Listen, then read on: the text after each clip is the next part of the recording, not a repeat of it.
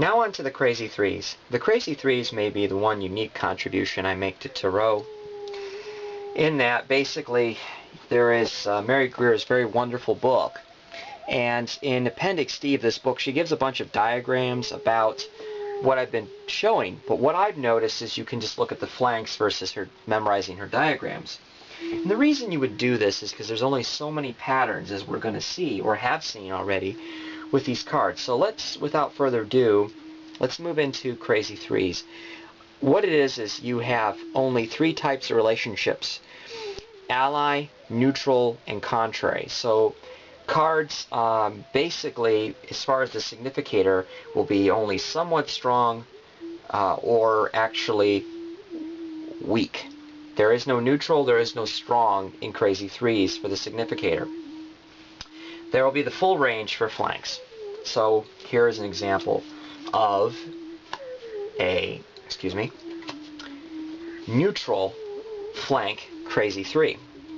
So what happens is, since it's neutral, instantly drop the significator down to somewhat strong category.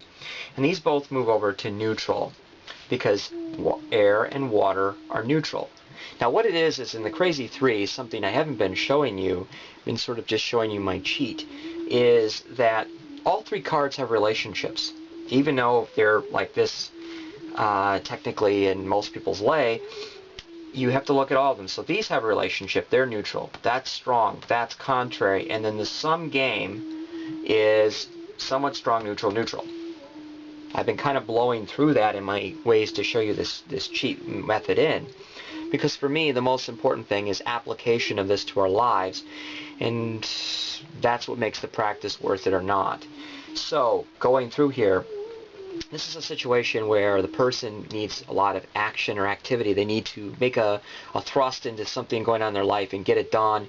And in order to be successful in this, and here you can either merge it together like an all-strong situation, or look at it as a foundation, as you have with the strong neutrals. And so probably some intuitive combination of both. What it is in order to get this thrust to work, you have to cut through and not get caught up in the quagmire of multiple choices, and be guided by a lot of grounded practical intuition. And so basically that would be a good example of a neutral kind of crazy three. So now we're going to do a contrary one. In this contrary one we have Ten of Discs, the Emperor, and Three of Swords. This is a wonderful card. It's about insight. Insight is painful, that's why it pierces your heart. Someone says they've had insight about themselves and they're happy. Question that.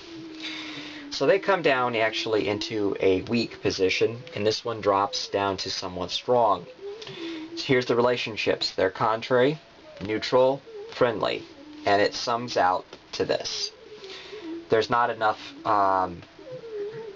stuff going on to save these things from coming down into this. They lend strength and blow it out, and that's how it goes.